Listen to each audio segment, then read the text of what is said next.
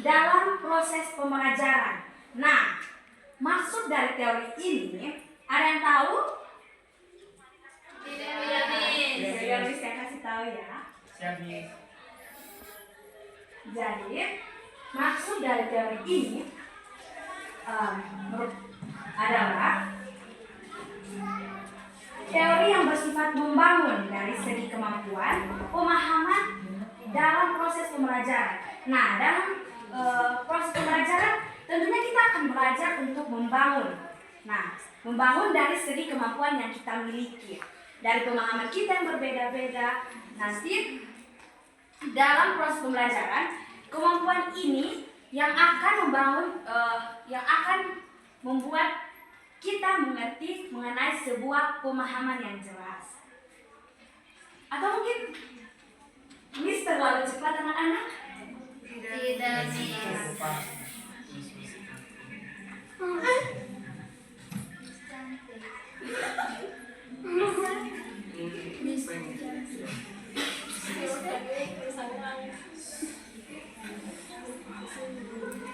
Sebab dengan memiliki sifat membangun, maka dapat diharapkan keaktifan pada siswa yang akan dapat meningkatkan kecerdasannya. Nah, metode ini membangun dan membantu kita sebagai seorang peserta didik untuk meningkatkan kecerdasan.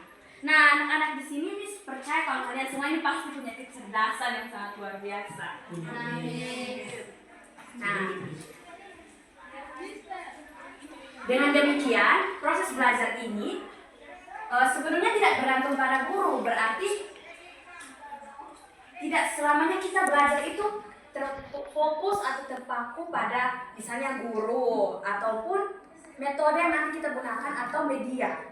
Tapi anak-anak sendiri ini, kalian juga bisa belajar sendiri atau mandiri. Kalian ini juga sebenarnya dapat mencari tahu informasi-informasi sebelumnya. Jadi proses pembelajaran ini tidak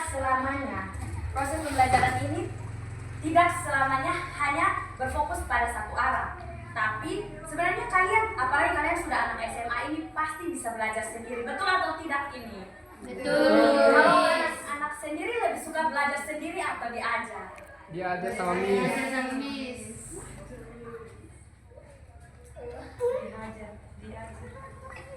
Nah, kita sebagai seorang siswa itu juga harus mencari tahu informasi-informasi yang baru.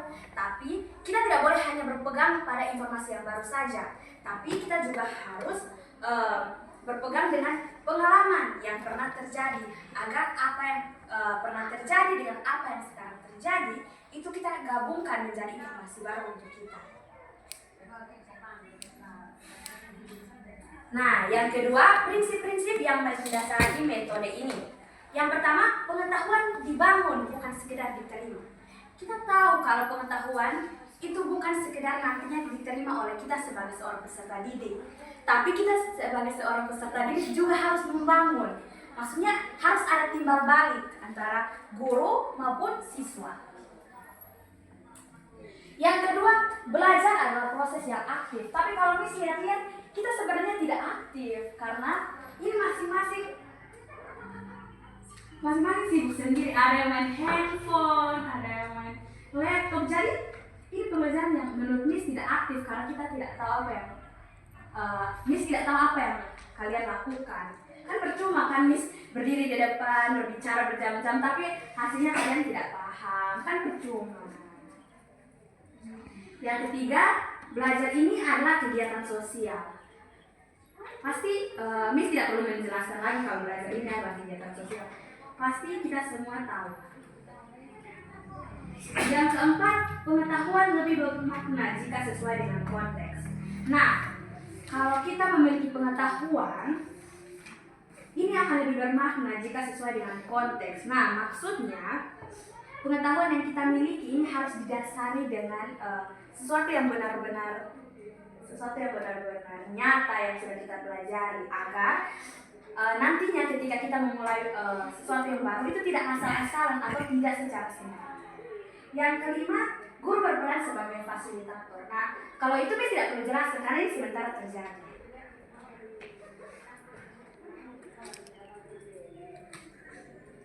Yang berikut peran metode konstruktif dalam proses pembelajaran. Nah, teori ini merupakan bagian terpenting dalam berkembangnya pendidikan. Karena teori ini berpusat pada individu yang membangun pengetahuan melalui proses membangun mental dan memiliki ciri-ciri yang mendalam dalam hal pendidikan. Nah, teori ini memaksa peserta didik untuk bersifat aktif dalam belajar.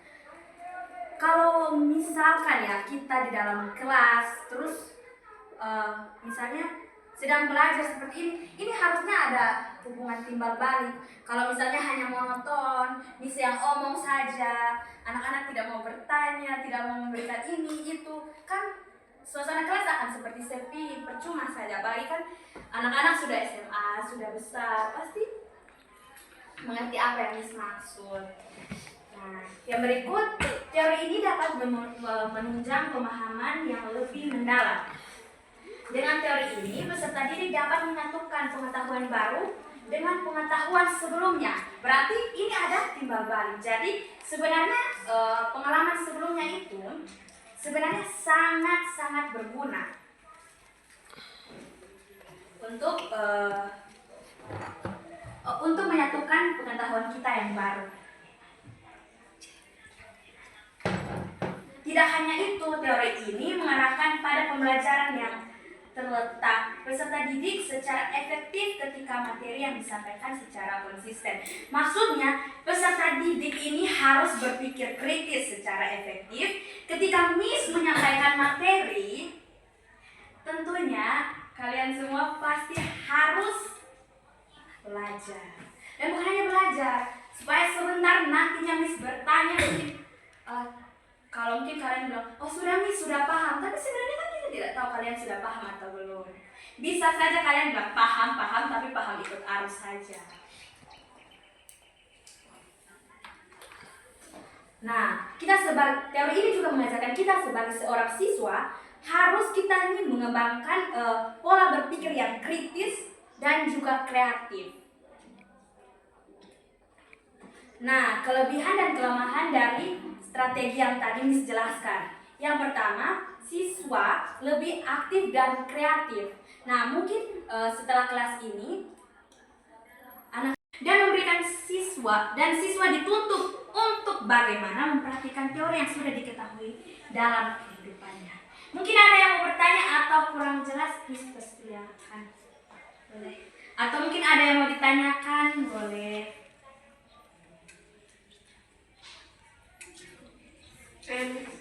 Ya Miss. Nama saya bukan Miss. Nama saya Novi Miss. Miss lupa nama saya.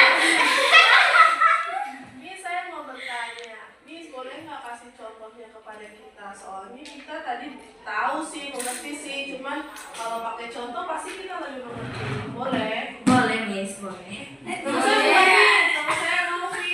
Miss. Boleh nak. Boleh nah. Mau contohnya di bagian mana? Nah, Di bagian semua tentang teori itu, Miss.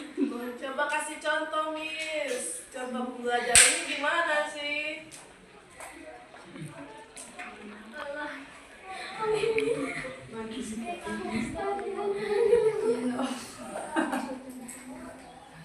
Miss mau kasih contoh, baik.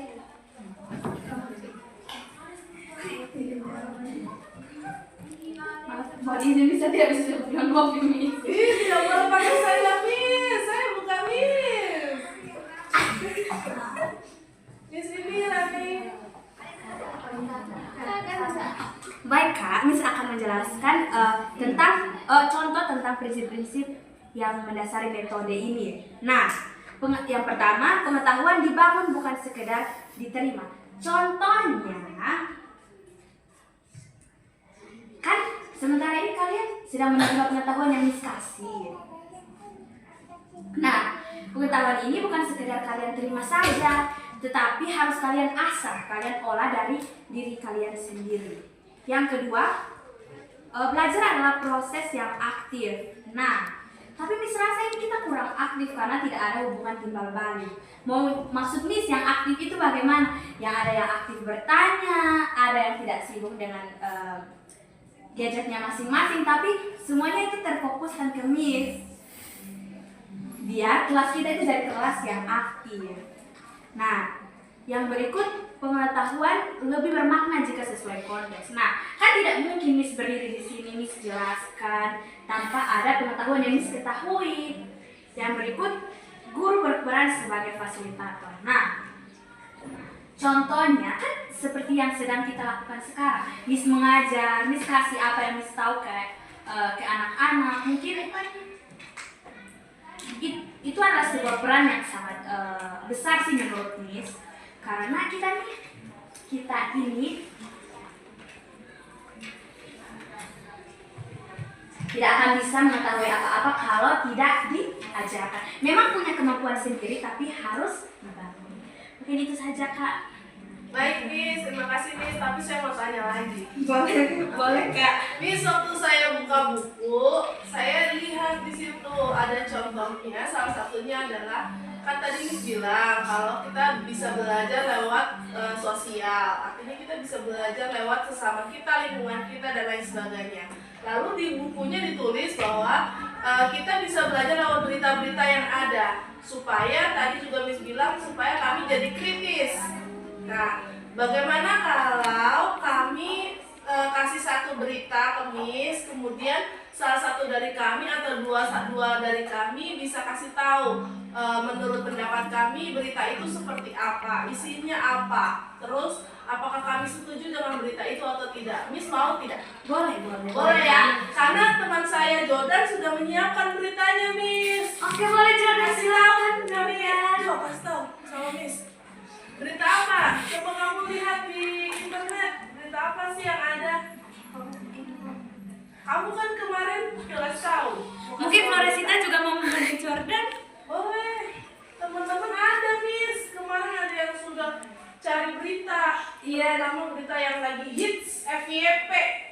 Ini cocok sekali dengan Petra ya. Kayaknya Petra bisa membantu kita. Ada Miss tentang pergosipan yang kenaikan gaji DPR Miss. Yes. Apa? Kenaikan gaji DPR Miss hingga membuat demonstrasi. Oke. Begitu Oh, iya, luas. betul, Miss. Hingga sampai ke daerah ini Miss. Benar. Bagaimana Miss? Mereka semua bentrok Miss. Mereka demo Miss. Coba ini teman saya juga ada sih yang mau kasih tahu. Ini Yumiati, mana Yumiati?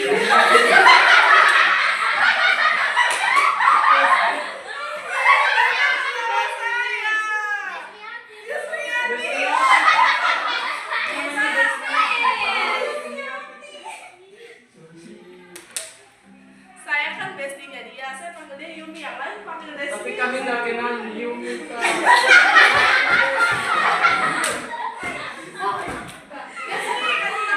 Pendapatnya gimana? Yang kemarin kamu ngomongin waktu kita gosip. Gosip ya.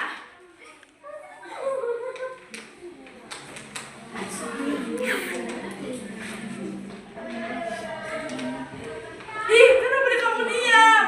Kasih tahu, Miss. Bagaimana pendapatmu soal DPR itu? Mungkin Kak Jelly mau menambahkan. Oh iya, Kak Jelly. Mungkin dari pendapat Kak Jelly soal berita yang beredar. Mungkin Soal DPR. ada argumen atau penyampaian yang mungkin Kak Jelly mau sampaikan, boleh. Kita di sini harus berperan aktif ya. Kita harus berpikir kritis dan juga kreatif. Anak-anak SMA zaman sekarang kan tidak mungkin tidak kreatif.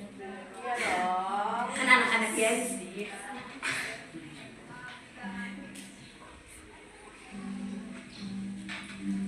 Mungkin Esther mau bicara. Ini bukan pertanyaan saya. Masukan. Miss, saya masukkan tentang DPR, Miss. Miss, bagaimana caranya untuk menangani yang Ih, jangan tanya, nggak boleh Jangan tanya. tanya. yang Pendapatmu tentang apa? Ini belum dibuka sesi pertanyaan saya. Pandangan DPR yang kemarin Oh iya demo. Miss, pendapat saya kalau yang DPR yang di demo tuh harusnya DPR tuh harus dikurangi gajinya Miss, karena kasihan masyarakat Miss, karena semakin gajinya naik itu pasti masyarakat semakin miskin Miss. Kenapa sih Kak Marsha beranggapan seperti itu? Mungkin ada alasan yang lain. Karena ada alasan Miss, karena Indonesia masyarakat makin miskin dan DPR makin kaya. Wah, luar biasa sekali ya. Di negara ini. Mungkin ada lagi. Miss masih sanggup berdiri untuk mendengar suara-suara emas dari kalian kok. Kayaknya harus lebih ke DPR. Mungkin Kak Sony. Siapa apa? Silakan keluarkan suara emasnya. Pandangan Sony tentang pandangan Sony tentang kasus yang sebentar marak-maraknya soal DPR ini, masa Sony tidak tahu? Ini viral sekali loh Sony. Kalau menurut saya Miss, mungkin kita harus menurunkan jabatannya Miss, karena kadang DPR-nya juga makan uang negara Miss. Kan itu sudah sama kayak tadi Mas. Ada yang lain, harus ada yang lebih. Masa Sony punya pemikiran hanya itu? Kita kan harus berpikir kritis. Kan ini Miss mengajar anak-anak SMA kan, bukan anak-anak SD lagi. Jadi kalau berpikir kritis itu wajar sekali. Kalau Kak Irna mungkin ada? Kak tidak ada. Kak Leti, Kak Intan mungkin. Kalau Kak Troja sudah pasti ada. Miss tahu Kak Troja pasti sudah pasti Miss, ada. Jordan mau ngomong dulu. Apa Jordan? Miss, kalau menurut saya Miss, tidak apa-apa Miss kalau DPR gajinya naik, penting rakyatnya sejahtera Miss. Karena sesuai kalau DPR kerja sesuai dengan kinerja, gajinya juga naik kan, bisa kayak membantu, kayak bisa membuat dia kayak kinerja lebih baik ya Miss. Kalau gajinya di bawah juga pasti dia memikir pasti nanti dia akan korupsi uang rakyat Miss. Itu dari saya Miss. Ya, tapi kan kenyataannya tidak seperti itu, Jordan. Iya Miss, kalau dari saya Miss lebih baik kinerja dia yang diperbaiki Miss, bukan gajinya yang diturunkan Miss. Luar biasa, tepuk tangan untuk Jordan. Ini suka anak-anak yang berpikir kritis seperti ini. Ada lagi berita Petra suaranya tolong dikeluarkan sayang. Tidak, Miss, Petra punya berita yang lain. Oh, pasti lebih hot, siap. Ayo Petra Ada di silakan. TikTok, Miss. Ada. Petra kasih tahu, Petra kasih tahu, Miss. Ayo Petra, mungkin ada berita yang sedang viral Petra. Tapi soal pendidikan ya Petra. Oh itu Miss yang viral ini. Yang ini apa tuh Miss? Yang wali kota, tentang wali kota ini. Tutup aja. Katanya tutup acara. Oh iya betul, Miss juga baru ada Jam semalam. 8. Iya. Miss juga baru baca. Tapi Tapi kita kalau nggak goyang dong. bukan begitu Sony. Maksudnya pemerintah tuh punya maksud tertentu. Maksudnya kan kita kalau buat acara lewat dari jam 12 malam kan kita mengganggu. Walaupun itu acara kita, tapi kita harus juga memikirkan kenyamanan orang lain. Nah kalau Sony sendiri boleh tidak kita acara lewat dari jam 12? Boleh Miss, karena orang pasti keluar uang Miss. Tidak, saya tidak setuju. Kenapa Mas saya tidak setuju? Karena mengganggu, karena ada anak-anak kecil yang harus tidur. Nah, bagaimana suara Sony? kali? Seandainya, contohnya Kak Sony ada tetangga, terus Kak Sony punya anak, ada tidur, ada istirahat. Itu mengganggu sekali, karena anak itu harus tidur. Kan kasihan. Betul, saya setuju. Kenapa saya setuju? Saya bukan tidak setuju dalam keramaiannya, karena ada orang-orang yang suka ramai, ada juga orang yang suka sepi. Tapi lebih kepada kalau ramainya mereka suka minum mabuk, Miss. Kalau di daerah saya banyak, Miss. Mereka sampai jam 12 sampai jam 3 bahkan mereka minum mabuk, Miss. Tapi Kalau kalau di kampung kami ada aturan Miss. iya aturannya apa Sony? Nggak boleh minum mabuk. Tapi